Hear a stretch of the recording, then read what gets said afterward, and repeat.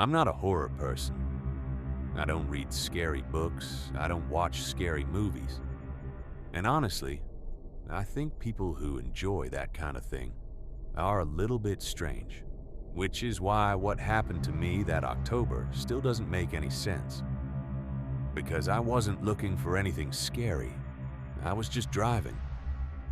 But somehow I ended up crouched behind a fallen tree in a pitch-black forest in upstate New York, with a chainsaw screaming through the woods about 20 feet behind me.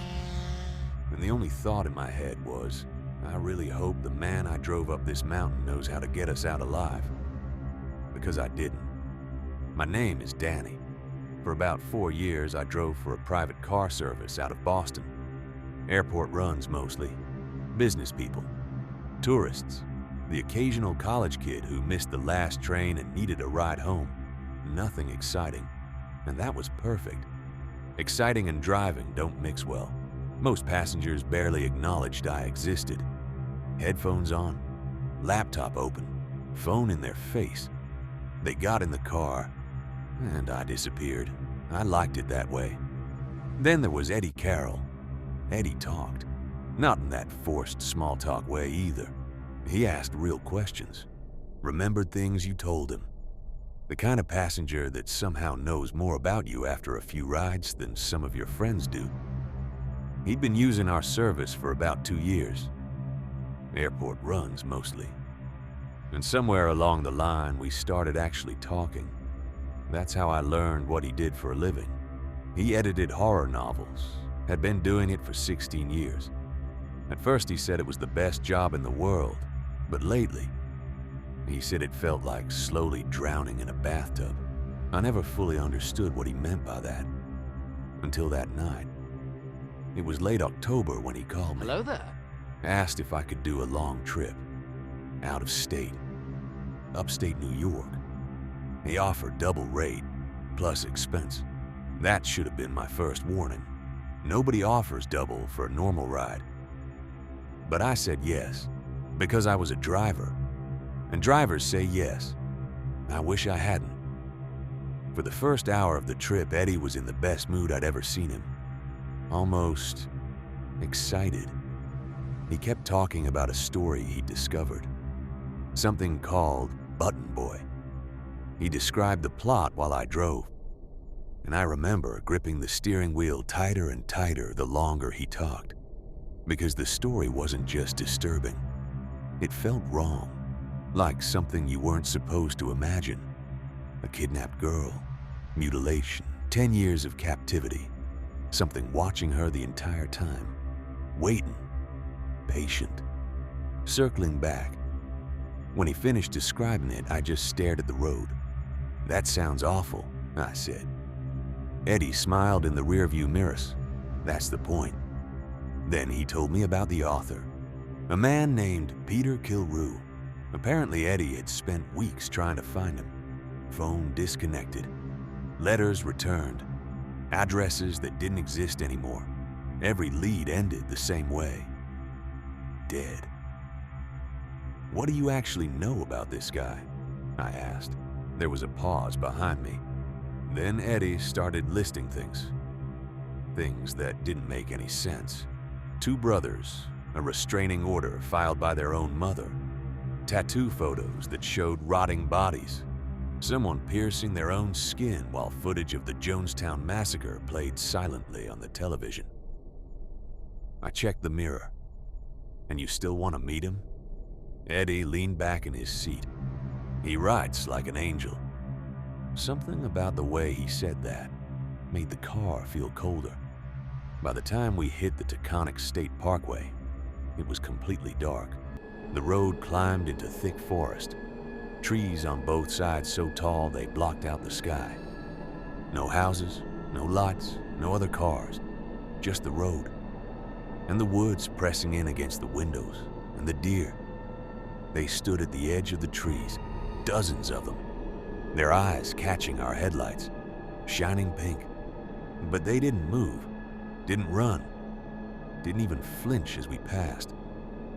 They just stood there, watching, group after group, all the way up that road. I've driven a lot of rural highways, but something about those deer made the back of my neck itch, like we were passing through something that had already noticed us. The town of Peacliff barely existed. A blinking traffic light, a gas station with no cars, a church sitting beside a graveyard like they were old friends. Then, Eddie told me to turn onto Tar Heel Road. The pavement turned to gravel. The gravel turned to dirt. Branches started scraping the sides of my car. My headlights barely reached 10 feet ahead. "You sure about this?" I asked. Eddie leaned forward, staring into the dark like he expected something to appear. "Just keep going." Then my headlights hit something. A man, standing beside a mailbox, middle of nowhere, fat, orange knit cap. He stared at us. Then he smiled and slowly raised his hand, waving us forward. "There we go," Eddie whispered. Every instinct I had screamed at me to turn the car around. Instead, I followed the man up the driveway. The farmhouse looked like it was collapsing under its own weight. Huge, crooked, the color of old teeth. One window boarded up, a toilet half buried in weeds near the porch. And somewhere nearby, I could hear machinery, a bandsaw, whining. I stayed in the car while Eddie went inside. That was the plan. Quick visit, sign paperwork, leave. But the longer I sat there, the worse something felt. Then I noticed the window upstairs, a dark shape standing behind the glass, watching me. It didn't move. For 20 minutes, then 30. Still watching. I checked my phone, no signal. The silhouette never moved. Eventually, I couldn't take it anymore. I got out, walked to the porch, knocked. The fat man opened the door, still smiling, still looking like he'd been expecting me. "Your friend's upstairs," he said. I stepped inside and immediately knew I shouldn't have. The smell hit me first. I'm not going to try describing it. Just understand this. My body reacted before my brain did. Every instinct I had screamed the same thing. Leave. Now. The house felt wrong. Floors slanted, hallways crooked, like the geometry of the place wasn't quite normal.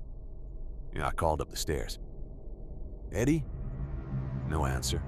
Then somewhere deep inside the house, down a dark hallway, I heard something. A voice. Or something trying to be a voice. Thin. Dry. Like paper rubbing together. Trying to form words. I stood there listening. It came again. Closer. I didn't go down that hallway. I'm not brave. Never claimed to be. I walked straight back outside. 2 minutes later, Eddie came out. But he wasn't walking normally. He moved fast. Stiff.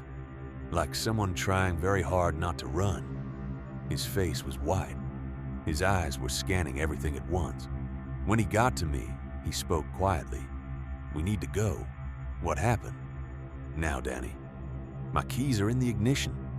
"Then get in the car." I didn't argue. I had the car in reverse before his door fully closed. Branches screamed against the paint as we backed down the track. We made it halfway down the driveway. Then someone stepped out behind us, standing directly in the path of my reverse lights. A tall man, one arm missing, just standing there, watching. Behind him, up the hill, the farmhouse door was open. 2 figures stood on the porch, looking down at us. "Go around him," Eddie said. "The track's too narrow. Go around him." So I did. I drove off the path, through brush and weeds, around the man. He slowly turned his head as we passed. Didn't try to stop us, didn't move, just watched. Somehow that was worse. We hit the main road. I floored it. Then from somewhere high on the hill behind us, a chainsaw started, loud, angry, echoing through the trees. "Drive," Eddie said. I drove. The entire way down that mountain I kept checking the mirror, waiting to see headlights chasing us, but none ever appeared. And somehow, That felt worse, like we hadn't escaped, like we'd just been allowed to leave. I thought about calling the police. I paused 3 payphones, didn't stop at any of them. I still don't know why. I drove Eddie back to Boston. The entire trip, he didn't say a single word. When we reached his building, he stepped out, stood there, looked back at me through the window, and the look on his face was like someone who had just understood something he desperately wished he hadn't. Then he walked inside. That was the last time I ever saw him. A week later, I drove past his building. His name was gone from the buzzer. Just gone, like he'd never lived there. His phone number? Disconnected? No forwarding, no explanation, nothing. I kept waiting to hear something. A police report? A news story? Anything. Something that would explain what was inside that house, or what that voice was, what Eddie saw upstairs. But nothing ever came, and nothing ever will. I still drive. Same highways, same empty roads, sometimes the Taconic. I try not to take that route, but drivers don't always get to choose, and sometimes, late at night, I pass a town that barely exists. A blinking yellow light, a gas station, a church beside a graveyard, and a dirt road disappearing into the woods. Sometimes I see deer standing there, at the tree line, not running, just watching. And I press the accelerator and stare straight ahead and tell myself the same thing every time. Don't look up the hill. I never do.